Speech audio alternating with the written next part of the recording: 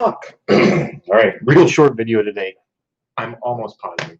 I'm almost positive. Dang, look at what's going on. What is that? That's interesting. That's interesting. All right, anyway, video journal. I kind of want to just call it 12 seconds. Oh, man. I kind of want to just call it. The more you get into this, like, thinkiness stuff, the more you realize you can't stay here. You can't stay here. Whatever this is, whatever's going on here, I mean, interesting that we've gotten to this point, right?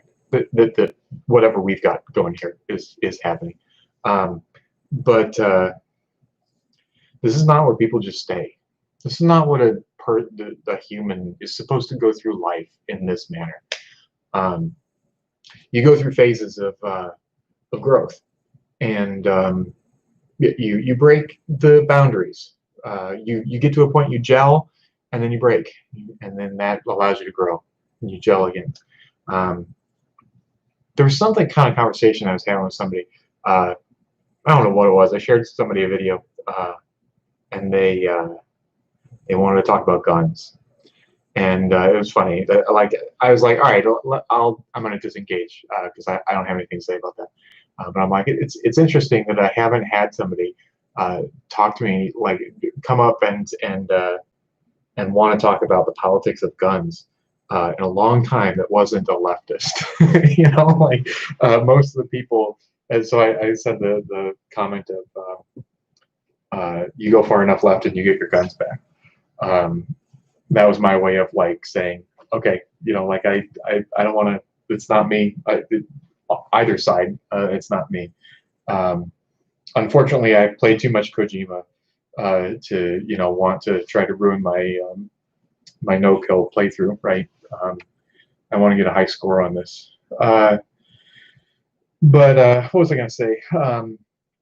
And with the thinking thing, if you abandon the fakeness and you go far enough into treating everything like it's a thought exercise, eventually you get your facade back, because you eventually realize that there is no value in staying in the world of whatever's going on here. You have to put your shell back on, and you have to get back out there and be a part of society. And you ought to be you ought to be an enviable part of society. You ought to be an example to people. You ought to be something that people seek to attain. You ought to give them something to believe in. You ought to give them something to strive toward. You ought to be a model of something. So the idea is you break apart your previous understanding that people sold you, and you try to come to your own conclusions by bettering yourself and turning everything upside down. And it's messy. That's fine. And a lot of times you have to do those things behind closed doors. I mean, sometimes, like I said, this is an experiment in me trying to take some of the process, the sausage making of thought, and lay it out there for other people to consume, mostly myself. But eventually, you package it back up and you put it on the shelf. You know, like eventually, whatever you get, you have to sell. Eventually, whatever conclusion you come to, you have to live it. And you should live it well. Your conclusion should not be to exist in a basement in whatever form I currently am in. That's not the end goal of any of this. So yeah, you think harder. You know, you break down your facades and your fakeness, and you think real hard for a long period of time and challenge everything you think about. Eventually, you're doing it right. You'll come back out the other side. You'll get your facade back. You'll have a reason to put on envy for people. What did I want to talk about? Today I read more of my book, read about the story of the Dutch East India Company and their murdering of the 15,000 natives in the Java. I don't remember what city it was, but basically they were, you know, trying to exploit spice trade, and decided that as a corporation, as an early form of corporation, one of the easiest paths forward that they could take was genocide. So, you know, genocide can always be profitable. That seems to be the lesson we've learned from the history of the corporation, is that genocide can be profitable. Often it is the disruption in the marketplace that allows for new opportunity. World markets are the source of some very interesting behaviors and trends, situations in the last couple hundred years. Anyway, I also, simultaneously to that, that a bit of a story of modern genocide, a bit of a story of global trade, global capitalism, a bit of a story of the rise of the corporation, and a bit of the story of interesting little study I did in the afternoon about flags and how the East India Trading Company, or is it East India Trading Company, East Empire Company? What was it? What was the actual name of it? Anyway, their flag was the British flag, the Union Jack, with some stripes. And the reason that it had some stripes was to let you know that they traveled all the way to Java. And Java had this, I don't remember what the state was. What was the state? It started with an M. I don't know. But it was these white and red stripes. So the point was, the flag let you know that they traveled the world and traded. They were the trade mechanism, the global trade mechanism from England to Java, and specifically around Africa, the Cape of Good Hope. They found a way to circumvent trading through the Ottoman Empire, and so it was this this declaration of, we've cut out the middleman. We are the global trade, and that's why we are the red and white stripes of this corner of the world, and the Union Jack in the corner. And if you look at it, it's very similar to their final flag looks kind of like the United States flag, but with the Union Jack in the corner. And you find out that actually was the Grand Union flag. That was what we had as a flag. So our flag as the United States, as a colony of the British Empire, was first the same flag that the East India Trading Company used to signify that they were the corporation that represented global trade. And so in a way, we inherited that legacy of being the corporation that facilitates global trade. I mean, that's what we are, right? That's it. Are we a democracy, or are we a corporation? What is our legacy? What have we inherited, right? Because it's kind of like, dad's family and mom's family. You can't run from your roots, right? These things are a part of us. They're a part of our identity. They make us uniquely who we are. There's no such thing as a pure ideological Platonic form of a democracy. We are empire. It's interesting. We are no more, no less than the sum of our parts, and we can't escape our roots. What was I going to talk about? This morning I fiddled a little bit about, I was trying to understand where these people on the 6th came from. I was trying to understand where how did we get to a place where people wanted an ethnic state, where people wanted ethnic nationalism? How did we get to a point where, like, white nationalists were sharing dialogue, or sharing in the dialogue of what this movement was about? Like, I just didn't get it. And so I was trying to, I was just Googling things to try to understand where is this coming from. One of the things I was looking into is identity politics. Because identity politics in the common vernacular has become one of those things where you talk about, it's sort of one of those things that you point at and you call out to say, hey, that person's just trying to talk about the fact that we're different. So the origin of the word, of course, has a lot to do with oppression, and oppression that you can't see as a pattern until you describe it in the context of the identity of the oppressed. So as soon as you say, like, here's a whole bunch of unusual things that seem to be happening that maybe we don't talk about because they don't seem related until I tell you who I am. And then you can see that all of these things happen because of who I am. So really, identity politics is a way of describing patterns of oppression that only become clear when associated with the identity of the oppressed.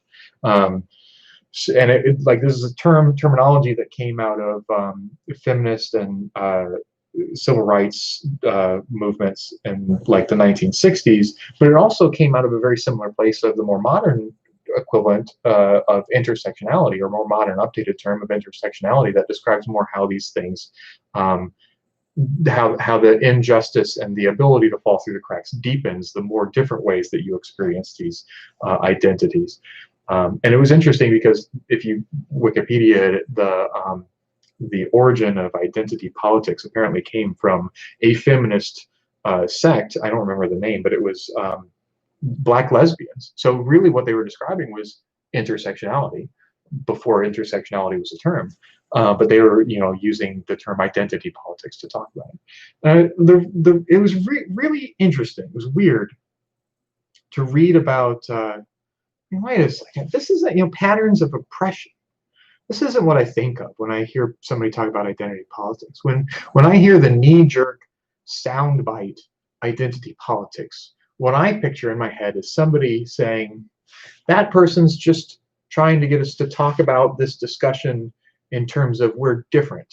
And I don't want to talk about this discussion in terms of we're different. I want to talk about this discussion in terms of we're the same and we should be there for each other and yada, yada, yada. So like people turn identity politics on its head pretty often because we experience it more as they're just trying to speak in a way that's divisive, I guess.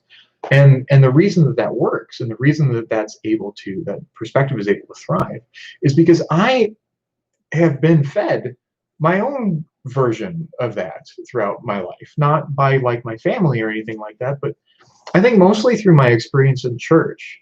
That what is oppression? If identity politics and intersectionality is based on identifying patterns of oppression, are you identifying oppression? Are you defining it in terms of some observable, quantitative interaction with the law or the institutions of justice? Is that how you're defining it? Or are you defining it more as a feeling, as an experience, as a thought pattern? And if you're not making people show their work on oppression, then you can just as easily throw in victimhood there and say, I feel oppressed. Help, help, I'm being oppressed. Right? So victimhood is this false equivalency where you feel like you are entitled to every bit of sympathy and consideration that somebody else experienced who is oppressed, that they can define the ways in which they are quantitatively not treated fairly or inclusively by institutions of justice. And you can say things like, we're not allowed to say Merry Christmas anymore. That's my oppression. I live with that. And it's a non sequitur, right? It doesn't really mean anything, but you say it enough, and people can build up their own concept of victimhood. And all it really does is it inoculates you against the idea that some people experience oppression and injustice as a result of their identity, because you also have an identity that you can associate with victimhood. So it allows you to say, it allows you to identify that whenever somebody is saying, because of my identity, I'm having a hard time, you can be like, me too. We're all having a hard time. We can all just cheer up. We can all just get along. We can all just hold each other up and kumbaya and whatever. The problem is the people who experience injustice and oppression have a desired state in mind, which is equality. We all experience the law equally. We all experience the constructs of justice equally. We all interact with our institutions equally. For the person who's looking at it through a lens of victimhood, it's a little bit trickier to try to figure out what end state they want, aside from just to make the conversation go away, which that is the end state they want. They want the conversation to go away. But nevertheless, there is an end state associated with that frame of mind, right? If the idea is we can't say Merry Christmas anymore, and something's wrong there, this victimhood that I'm experiencing, that I've been trained about my whole life, is wrong, then there's an implied right. How do we make things right? what should things be like? And it's never actually explicitly said what things should be like, but you start to figure it out. You don't figure it out. You start to you get the program, you get the picture, which is, oh, we should all be Christian. We should all be white. We should all be whatever I am. We should all be like me. If we were all like me, then I wouldn't be feeling this victimhood or duress, right? So the seeds are there. Like you never actually have to look right at it. In fact, I don't even know if you can ever look right at it. I don't know if it's visible. But anytime somebody tries to sell you victimhood as an equivalent for somebody else's oppression, that person who's trying to relieve their oppression is looking for equity in the community. And you, if there's something that you want, it's not that, right? Because you're already ahead there. You're not having the experiences that that person's having. So what is it that you're fighting on toward? If not an ethno-state or something, right? So they're selling the seeds of this, possibly unintentionally, inside the idea of victimhood as an equivalence for oppression, so as to get rid of the conversation of identity politics or talking about patterns of oppression. In other words, we so badly don't want to talk about oppression, institutional oppression, that we're willing to gamble going in the direction of an ethnic nationalism. And that's why, no matter how wrong some parts of that group can be, other parts of the group can't help but sort of turn a blind eye to it and say, well, they're just trying to get theirs, right? Isn't that what everybody's trying to do?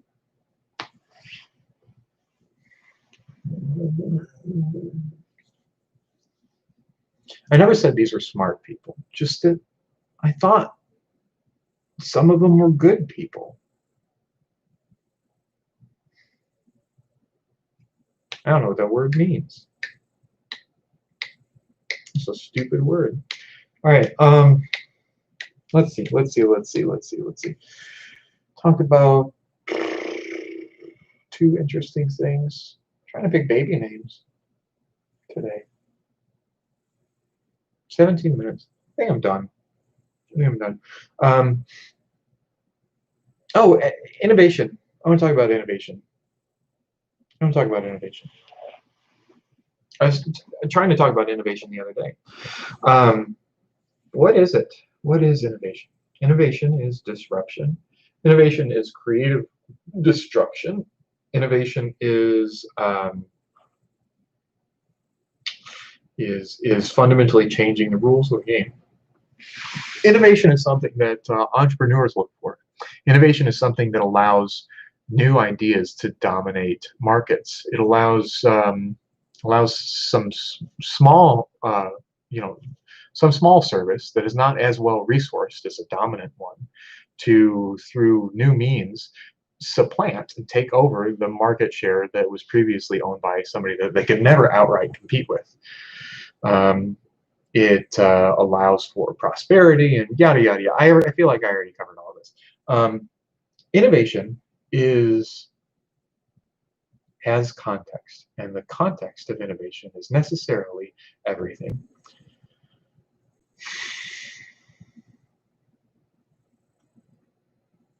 And just, there's a user at the end. I'm a very big fan of user experience. There's a user at the end. Somebody benefits from innovation.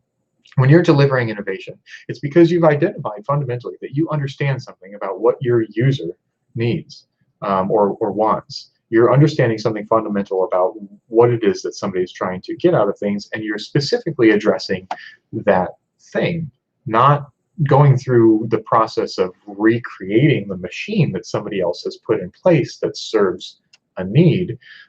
You're reevaluating, questioning whether or not they're serving the need correctly. You're trying to redefine the need.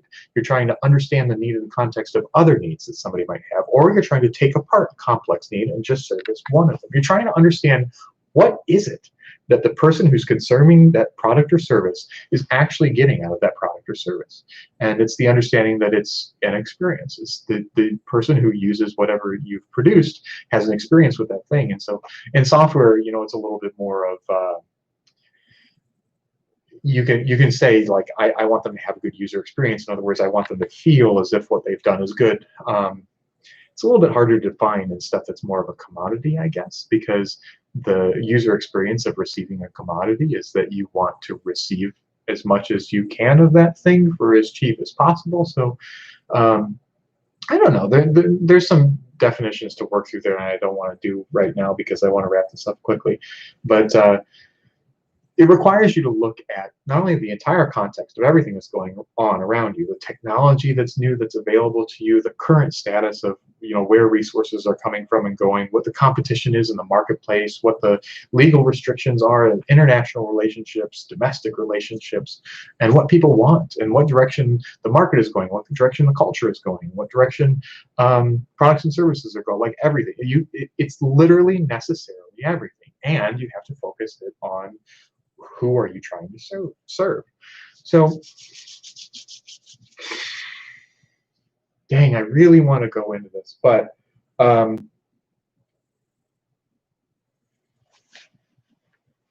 who does the government serve?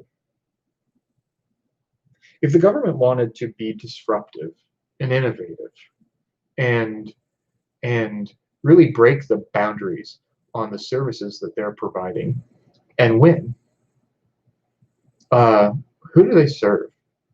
Who are they trying to serve? Who's the user whose experience they're trying to perfect? I did talk about this. I know I did, because I was talking about the United States Digital Service last time. I praised that as being an attempt to focus user experience on that of the citizen.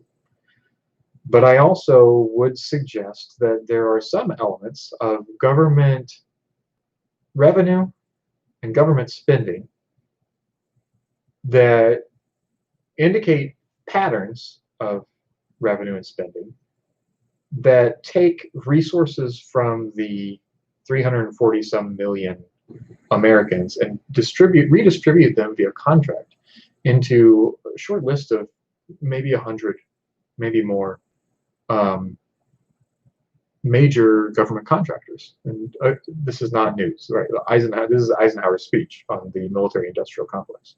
But if you look at what people complain about right now as being the major obstacle in innovation that's made it impossible for us to deliver disruptive, innovative technology, people will point to the acquisitions life cycle.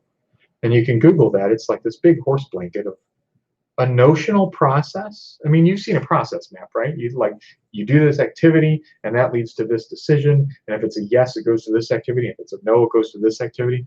Well, the acquisitions life cycle is this big process horse blanket that's kind of notional, right? Like, here is a lane, and here's some things that happen in that lane, and these are related based on our observation and based on existing channels of communication, but it's not something that you could program. Like, you can't, the relationships between all of these things are notional. They're not, that strictly defined. I'm sure they are defined, but the idea is if everything worked exactly as they said they did, wicket by wicket on a page, it probably would run even worse than it did. But anyway, there's this notional framework of how the government does business in terms of, like, producing products that meet the material needs of our enterprise and allow us to achieve national objectives that apparently we set as citizens, right? Like, we are the ones that bring business items and put them on the agenda. We represent, we elect representation. Representation represents us and makes the government do what we want it to do. So these are our objectives that are trying to be met. And this horse blanket, this big picture, is how we purpose resources, the people's resources, to doing the people's business. But it is the first thing that anybody tries to break down when they say, I just don't see how we're serving the needs of how we're being disruptive, how we're being innovative, how we're getting after the needs of people. But they're overlooking how wonderfully disruptive and creative and perfect and genius that actual acquisition life cycle is. Because look what it's doing. It's taking the resources of 340 some million people and bringing them down into to be distributed by maybe 100 some companies. You look at the defense budget for like the last couple of years, it's something like 655 million in 2020. No, 655 billion, I'm sorry. And those top contractors, 50, 60 billion each, or down to 35, 29 in the first top 5, I think.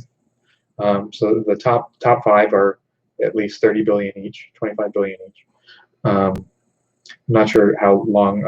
I didn't look through the whole list earlier. I was just like too taken by this idea, and I started discussing it with folks. But that document is an amazing tool to service the users for whom it was meant. I'm sure that the acquisition lifecycle document didn't exist back when Eisenhower was talking about beware the military-industrial complex. And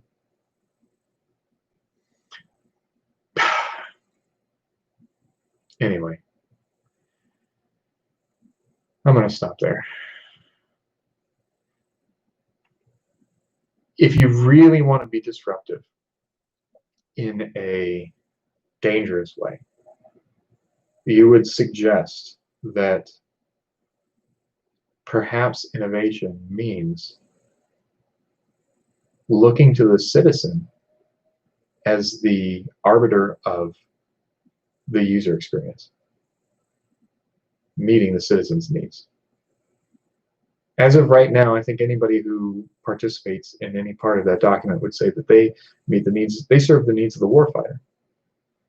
And I think when they say that, they mean, they picture, a brave young man in camouflage that is mortal, and they want to protect, and he has a family, and they want to get him home to that family. And I would argue that based on how we act in response to that vision, we're less picturing the 18 or 19-year-old in the camo as we are picturing the camo that covers the 18 or 19-year-old.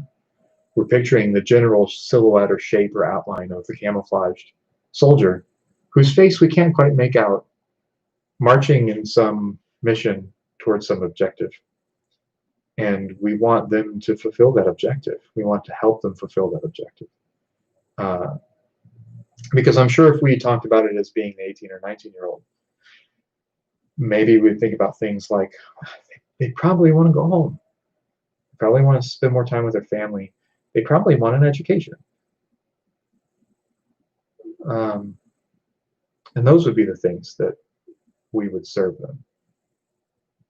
But that's not what we're talking about. What we're talking about is as they march on towards some objective in some context, in some maneuver. And in that case, what we're really talking about is we're talking about the human being as a molecule in the objective. What objective are we executing? And that objective, again, you're talking about meeting an objective, but if you're going to do this in terms of in an innovative manner, in a user experience manner, you have to ask the question, whose objective? Not we serve the objective, we serve whose objective. And it still takes you back to the citizen. The citizen establishes the agenda, says what the objectives are, because they're the ones who elect representatives to the institutions that govern our national objectives. So it is still the citizen. No matter how you slice it, it's still the citizen. So you hook everything up to the citizen. You have the citizen tell you what innovation is. And you're going to get some awesome, awesome answers You're going to get awesome answers. We're going to be amazing if we do that. But we're not going to do that.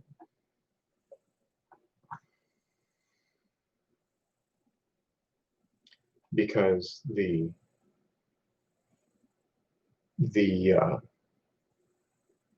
existing structures serve a certain user demographic quite well. But we're not going to change that user demographic, not easily.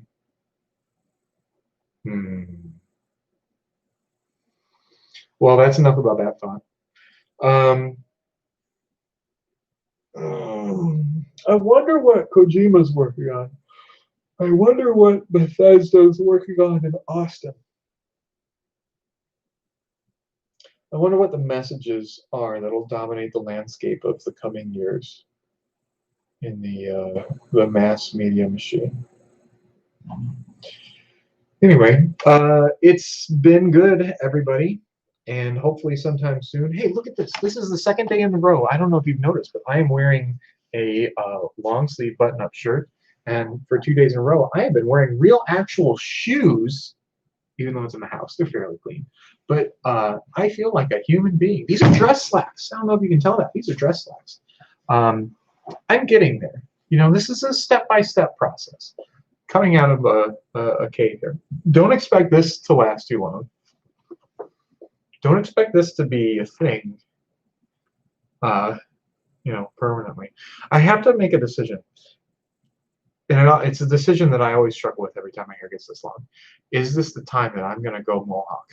Am I going to do the mohawk thing this time? The closest I ever got to saying yes to that question was when my dad passed away in January 2017.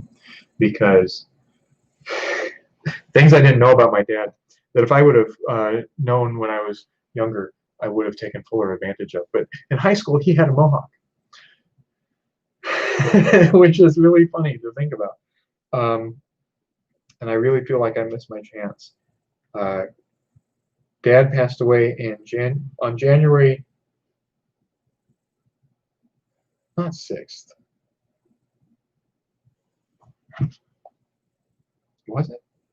So January 6th, 7th. January 7th at like 6 in the morning, 2017. Dad never saw President Trump. I mean, he knew it was coming, but never saw it. Proof that he lived in a privileged time.